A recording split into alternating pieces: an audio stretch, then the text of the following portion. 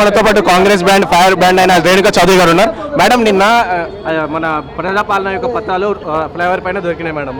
So ఇది కంప్లీట్గా Congress party యొక్క వైఫల్యం అన్నట్టు బీఆర్ఎస్ పార్టీ వాళ్ళు అంటారు. సో మీరేమంటారు?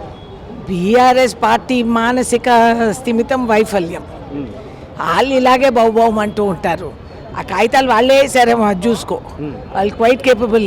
ఎగ్జామ్ పేపర్లే బయటకు వచ్చేసినప్పుడు ఇదంతా అనేది వాళ్ళకి నేను అంటున్నా. ఇవన్నీ భ్రమ, సిల్లీ ఇష్యూస్ కాదు. నువ్వు తీసుకోండి, నువ్వు ఎందుకు ఫెయిల్ అయినావు అనేది ఆత్మ పరిశీలన చేసుకోండి, అది బయట పెట్టండి, అప్పుడు మాట్లాడతాం.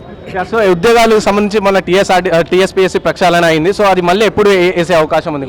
ఎంత త్వరగా గవర్నర్ గారు ఒప్పుకొని చెప్తే తను చెప్పిన దీని ప్రకారంగా మేమైతే సిద్ధంగా ఉన్నాం. సో మనకి సోనియా గాంధీ వచ్చేసి మెదక్ నుంచి పోటీ చేసే ఛాన్స్ ఉంది అన్నట్టు. సో మెదక్ నుంచి కేసీఆర్ కూడా పోటీ చేస్తా అంటారు. సో గెలుస్తారని అనుకుంటారా? అదొక పోటీనా? వెరీ గుడ్, మేము కోరుతున్నాం, రమ్మను చూద్దాం. Thank you madam.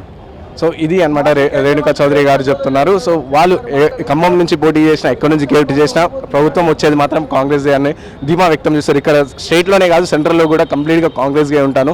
అండ్ ఈ ప్రక్షాళన కూడా కొంచెం టైం పడుతుంది అన్నట్టు రేణుకా చౌదరి గారు చెప్తున్నారు. వీడియో జర్నలిస్ట్ సతీష్తో రాణా ప్రతాప్, ఆంధ్రప్రభ, హైదరాబాద్.